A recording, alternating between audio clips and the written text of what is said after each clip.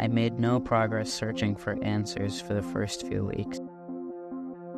But after weeks of my inbox being filled with claims of UFOs and werewolf tales, a few scammers, and some pretty witty replies, I got a lead: the address of Wendy Stevenson, who after a successful career as a professor, author, and biologist, has retired.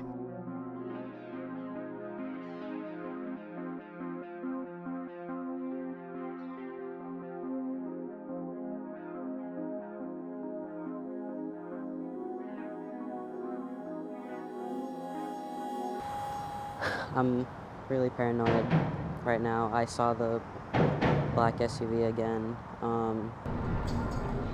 If I don't upload within a week, something might have happened to me.